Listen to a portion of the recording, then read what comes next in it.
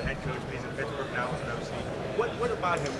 How does he put an offense together? What are his? Love Arthur Smith, and we spent 3 years together, and we were like brothers, and we had a really collaborative relationship. Love Arthur, love his family, and we're rooting for him going to Pittsburgh. And look, Arthur's, if you spend any time with him, you can tell right away he's a smart guy, and all he's worried about is making that football team better. And so I've gotten to talk to Coach Tomlin over the last few weeks too, now being with Raheem and the relationship he has with Mike Tomlin. But I know they're going to have a really good relationship, and they're going to do everything they can do to make that team as good as they can. The relationship with Raheem, what have you learned about him in the last 3 weeks, and I guess how exciting is that for you? Oh, it's really exciting. Every single day, every single moment, whether it's a meeting in the morning, text at night, whatever it is. Everybody talks about collaboration, but it's really collaborative. And he's put together an excellent staff, and I would say we have some real smart coaches that are very collaborative. And the communication has been outstanding. And so it's been very exciting. It's been great working with Raheem and that whole staff. Coach, Terry, how did the February scouting meetings go that you all were in the midst of and wrapped up, I guess? They were outstanding. The meetings went really well. Cal Smith runs those meetings, and the fun thing about those meetings it's just based off of film, right? So we basically had the football games played, the season played, and then you had the All-Star games, and so it's just based off film, and obviously we go through the makeups of the player as well, but we haven't gotten anyone else involved. We haven't gone through the combine and the pro days, and it's just about football, and we stacked the whole board based off of football, and it was, again, the meetings were excellent, and it showed that this is a really, really strong draft. My man, that jacket is out. Let me see that, man. This dude is a stud. Look at that jacket, man. That's impressive. What's your name? Giovanni. Of course your name's Giovanni. Look at you, dude. You're a stud, man. In addition to the quarterback situation, what are some of the other personnel issues that you all are faced with? Yeah, it's and Led, I wouldn't look at any position and say that we won't add to that position. Again, we feel really good about our offensive line and where we are there, but you always want to build strengths. You want to add to strengths. And the way we go through this process, whether we're talking about free agency, whether we're talking about the draft, we want to add good football players that fit the makeup. Because, look, when we're sitting here last year at this time, you may not have thought that we're going to go after a safety in free agency. But when you have a player, it's unique to have a player like Jesse Bates available that fits the makeup profile. He's a multiplier in terms of the makeup and the character, and he's a good football player. So let's add those players, regardless of the position they're at. So I would say that we need to improve this entire roster, and we're not going to close any doors at any position. Two things. How's Grady feeling? Good update on Grady Jarrett. And then how much business do you try to get done? We've seen in years past, like a lot of teams try to, whether you move back, stay, or move up, they try to get that done so they know what's going forward. Do you try to work business into this week as well? Yeah, Grady's excellent. I mean, he's going to be, we all know he's going to be ahead of schedule, and we don't put any specific dates on this is when, but when you know Grady and know the type of person he is, the heart, the head, everything he's about, he's going to figure out a way to be on schedule. It's more so holding him back and make sure, even with Grady, we try to manage him, and you hold him out of practices sometimes during the season, and he's like a little kid pouting when you don't let him practice. That's just who he is. So Grady's going to be he's going to be ahead of schedule, whatever that schedule is. So we feel good about that. And in regards to getting business done, look, you basically you have your plan, right? And then you know what you're going to attack, and you're going to be aggressive. But that's why we have all these conversations, because you have to be light on your feet. You get a lot of information when you're talking to GMs, when you're talking to agents. You learn about a player that, hey, this player might be available, this player might be cut, and so you learn a lot too. So we always have a plan, but it's not fixed, right? You have to be flexible, you have to be adaptive. So sometimes things can happen quicker, and sometimes they take more time. You got to be light on your feet. How do you associate? Took him fourth overall. Can you just talk about expectations and how much faith you have that he can become the guy that you envision? Yeah, we have a lot of faith in Kyle, and obviously he was dealing with an injury this season, and look, he fought through and he finished the season, but now he's healthy, right? And he can have a healthy offseason. And we're very excited about our new tight end coach, Coach Koger, and obviously Zach Robinson, our offensive coordinator. And we're very excited about them. They're going to get the most of the players in this building. And we know Kyle's going to put in the work and get the most of himself. And we're going to continue to add. But we're very excited about Kyle having a great offseason and having a great year. We're coming up to Super Bowl between teams with quarterbacks from the first round and the last round. When you look at that and just more generally your career, how do you think quarterback evaluation has changed over the last 10 years? And are there traits that you think are more or less important than maybe they were early in your career? I would say it always starts. It's always here and here, right? It's the neck up, and it's about who you are as a person. You talk about those two quarterbacks. Obviously, they're different skill sets, and yet it's the makeup that makes them special. And I think that will never change. There's a lot of, whether you're talking about the draft, whether you're talking about free agency, there's a lot of different flavors, right? There's a lot of different skill sets. There's a lot of different physical attributes. But what never changes is it's about the makeup and the character and the worker. And these guys, there's no more pressure outside of the head coach. There's not a position where you have more pressure than you have at that specific position, right? And I don't care where it is. I don't care if you're talking about a high school quarterback these days, college, NFL, that's a lot of pressure, and you can't predict how a person's going to handle that pressure. So they have to have the right things in here and in here to handle that. So I would say that's what hadn't changed. How do you suss that out in the interview process? How do you assess that? Yeah. It's everything you do. The scouts work really hard. We have a great scouting staff, and they're in the schools. They're talking to everybody. So we go through that process. It's what you see on the film, right? It's us spending time with them, as much time as we can with them here and other places. So you just gather as much information as you can, and you put everything together. So, but it's not a perfect science. And if someone had the perfect thing that you have to look at, then obviously they'd be a genius. And so it's not a perfect science, but that's what we're working hard to do, assess that. Why do you think it's the hardest position to evaluate? It's just what we said. There's not a position that has so much pressure on it than that position. There's just so much pressure involved in it, and there's a lot of different factors to it. You know, it's obviously not easy. I mean, you take 32 teams, and everybody's always trying to do the same thing, so it's not easy. How much does your success in 2024 hinge on getting that quarterback position right this year? Yeah, we got to get it right, and that's real clear. We haven't shied away from that. We know that's critical to get that position right. But it doesn't stop there. We have to get the right quarterback in, and we have to improve this entire roster and get ready to roll this season. Specific to the quarterback position, how do you weigh short and long-term goals there, versus, with a veteran versus a rookie, adding to that position? How do you view that currently for this Falcons? Yeah, we won't close any doors. It can be a veteran, it can be a young player. We won't close any doors. It's about getting it right, whatever that is. And the cool thing about this year is there are a lot of really good options in all areas. There are good options regarding veterans, UFAs, possible trades, the draft. There's a lot of good options. The critical part is to make sure we get it right. What's the biggest red flag of a quarterback in terms of something that would really scare you off of a prospect or a veteran? It's all about the makeup. It's got to be the right person, because we've seen different players do it different ways in terms of skill set, in terms of background, where they came from. We've seen a lot of different guys do it different ways. You have to nail the makeup. Have you had any conversations with Desmond since the end of the season, and how those progress, and what's his makeup now? You talk about makeup. Yeah, just like any of our players, we're in constant communication with players on our roster. So no different than Desmond or any other player. We've had constant communication with them. Terry, with the running back position, having Tyler Algier in the fourth round the year before, he rushed for 1,000 yards. Why did you find it important to draft Bijan Robinson and bring that to the offense? Yeah, just kind of what I was talking about with Jesse Bates, right? You add a guy like Jesse Bates because of his makeup and the skill set, and you get excited about him.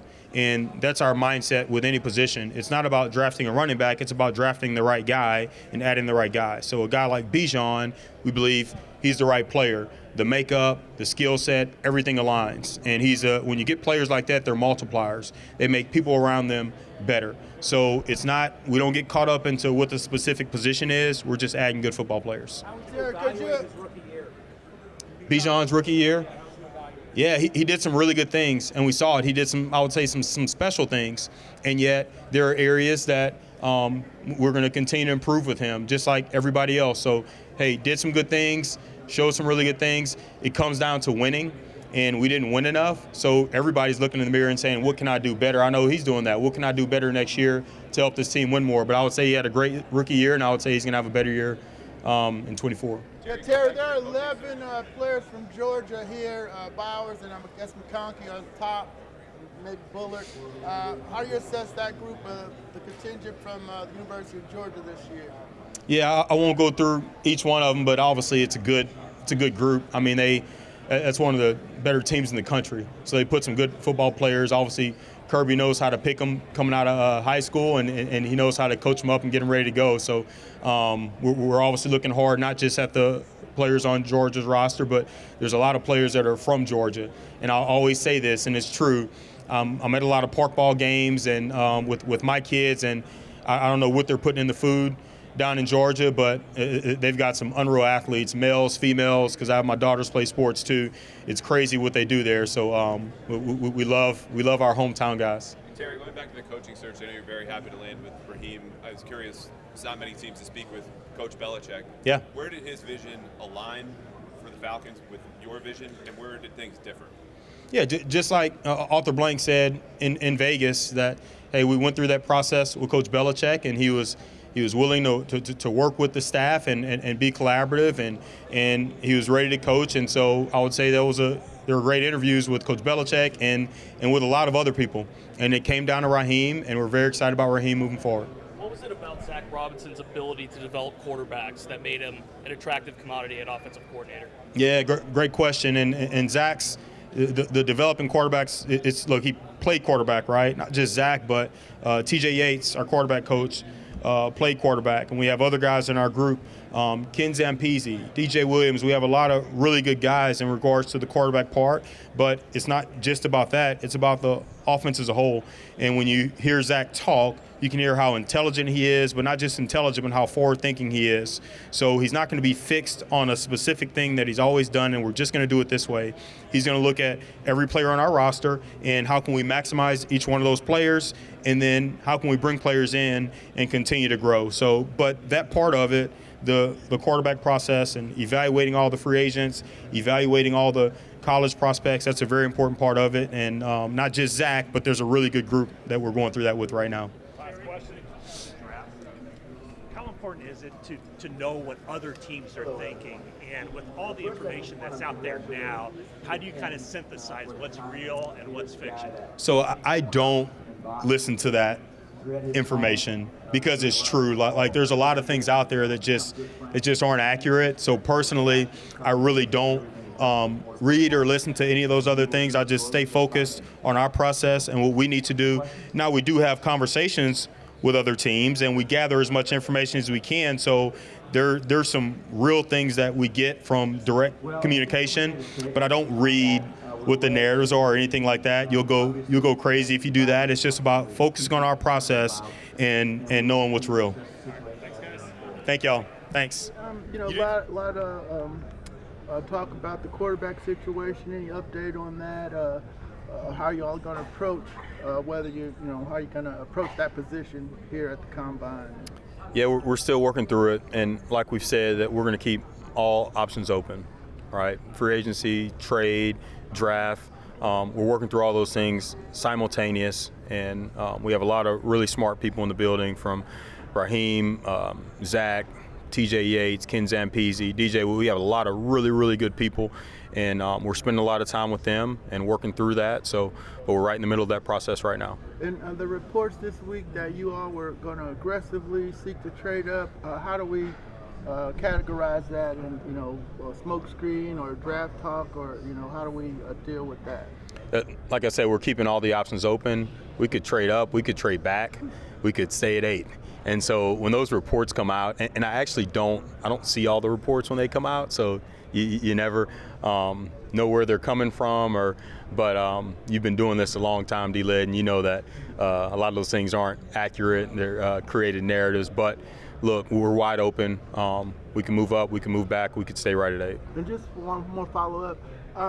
How is this, what's your assessment of this quarterback class as a whole? You know, we know about the top, but in the middle, but what about this quarterback group that'll be throwing here in a couple of days at the combine? Most of them will be throwing. So you know who's throwing, who's not throwing? You already got that information?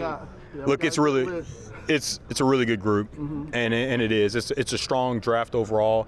The quarterback position is strong, and you have some different types too, and guys that do it different ways. But it's a really good group, so it's very, very exciting. We're going to be talking to those guys actually over the next couple of days. Some of the top quarterbacks decide not to throw in the combine, obviously. For the ones that do throw, how can that change your perspective on them here at the combine based off of the interviews that you've had and even their pro days? How does that change? I wouldn't say it really does, right? If they decide to throw or not. Some guys want to get out there and do it right now. Some won't do it until their pro day. But the most important part is what they did on Saturdays, right? And what we saw in those areas. So, and every part of this process is important as they go through it, the way they get prepared, when we get to meet with them and talk to them. So every part is important, but whether a quarterback throws or doesn't throw, we wouldn't hold that against them. Terry, this is year 4 for you coming to the NFL Combine. How has your philosophies changed from year 1 to now in terms of how you evaluate players throughout the week? Well, you want to be adaptive and flexible in everything you do, and you want to continue to learn along the way. And so we used to bring the whole coaching staff. At this point, we don't have the whole coaching staff here. We're flexible in the way we're doing that, and you never want to do things one way just because you've always done them that way, Zach, right? And you want to always be learning as you're going. So one thing we do know is it's about evaluating the person first, and that's why our scouts do an excellent job gathering all the information. They're in the schools, they know a lot about these players, and we get to spend time with them now, but also we've learned a lot going all the way back to the COVID year. We Zoom a lot of these players and spend a lot of time, so even though all our coaches won't be here, they're going to get to spend a lot of time with these players via Zoom, the pro days, the workouts. So we'll get to spend a lot of time with these players. But I would say we'll always want to be adaptive and flexible, make sure we're as effective and efficient as we can be. And is it hard to take the emotion out, what you might see over the next week, what you've seen then over the last 3 or 4 years on film? How do you take that emotion out of me with the wow factor here? Yeah, it's all a part of it, and you put it all in perspective. You're always going to go back to, again, all the work, all the groundwork, boots on the ground that the scouts have done. And so when we're spending time with them, these meetings that we do at night, it's 20 minutes, right? And then, again, we get to spend Zooms with them, and we get to go out and see them. But at the end of the day, and those are important because it's their opportunity to state their case. And there can be some specific things that we need to talk through. It can be you want to get a little bit more on the learning. Okay, the scouts spend a lot of time, and the coaches say the player is really smart. On film, they look really smart. But let's put them on the board and let's really see. So all those touch points are important. It always goes back to the makeup, and it always goes back to the film and all the work that's been put into it. When will you have your board set for quarterbacks? When will you whatever the order may be, when will it be solid in your mind? So, again, we've been doing a lot of work on it simultaneous, so we already have a really, really good feel for where we see the players. Yes, sir. And yet, Josh, that's something that we go all the way through the finish. The hay's never in the barn until we pull that card. And so it's not like on TV when you see people watching film in the draft room. It doesn't go like that. If you're watching film in the draft room, you're in a bad spot. So we already have a good feel for the players, but we're going to continue to take all the information, and until that board's not going to be locked and set and locked and loaded until we're actually kicking off the draft. You guys have been clear that you need a quarterback or looking for a quarterback. Do you feel like whatever route you're looking at, it becomes disadvantageous at some point? Like if you're going into the trade market, or do you think people feel like they're in the position of strength, or if you're trading up, whatever the case may be, do you feel like y'all have your backs to the wall to some degree? No, I don't think so at all. I think it's important for us just to make sure we make the right decisions. And once you determine this is a route we want to go and we aggressively go after that, we just have to make sure we get it right. Right? And that's the most important thing. And I definitely understand the question. And people know that quarterback is a priority for us, but there's so many options. It'd be a little tougher if there weren't a lot of really good options. Again, whether you're talking about veterans, whether you're talking about the players in this college draft, there's a lot of really good options. So that's why I wouldn't say that I feel like we're in a bad leverage spot. If there weren't a lot of options, maybe we would be. So, but no, very excited. What do you enjoy most about this process of the combine? Yeah, it's about spending time with the players and really getting to feel them and really see who they truly are, because that's what it's about. Whoever we bring in this building, talent's one thing, right? We have to have the right talent, but it's about the makeup and it's about the culture, and we have to have the right human beings. I believe our scouts have done a really good job overall. I love our building. We love the players and what they're about. These guys are hungry. They're chomping at the bit. They're ready to go win championships, and because they have that championship character, we have to keep doing that. So the funnest time is really spending time with those players and really seeing who they truly are. You As guys you prepared for the draft, what have you learned about the relationship with this new coaching staff? Oh, it's been outstanding. That's a great question, and because it's been really collaborative. Because everybody says that word, collaborative, and working together and doing things together, but we've had a lot of meeting about our roster, meeting about the free agents, starting the college process. We've had a lot of meetings over the last few weeks, and it's been outstanding because the collaboration isn't just with me and Raheem, it's top to bottom throughout the entire building, and Raheem put together a really, really good coaching staff, and obviously our scouting staff, and they've been working together really well. So I would say it's been really, really collaborative, and it's been fun to work together. I was going to ask you about that collaboration because that's a word that you guys have used a lot. How often is Raheem contacting you, giving you ideas, and how quickly did he do that as soon as he got the job? It happened really quick, and once he had the job, I think he texted me the next morning, and we're starting the interview process with other coaches. And I joke about that, but it's really true. He would text me usually about 5 a.m.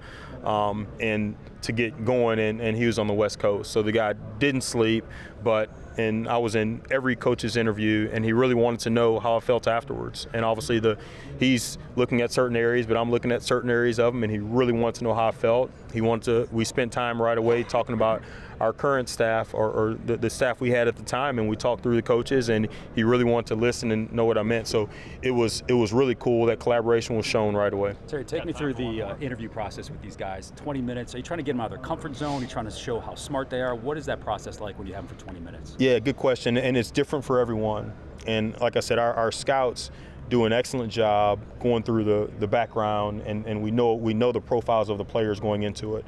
And so then also we have the Senior Bowl. Again, they do a great job at the Senior Bowl, and we don't want to be repetitive. So, okay, we've met them at the Senior Bowl. These questions were answered. So as we go into this, the scouts lay out, all right, Terry, these are the answers we don't have. These are the things that we need to get from this player. Okay, this player, we need to spend the whole 20 minutes on the mental part. So let's get right to the film, and let's go on the film. Or this player, we need to talk through these specific situations, or we need to learn this about this player. So it's different for everyone, and we just make sure that we're efficient and we get those questions answered that we need.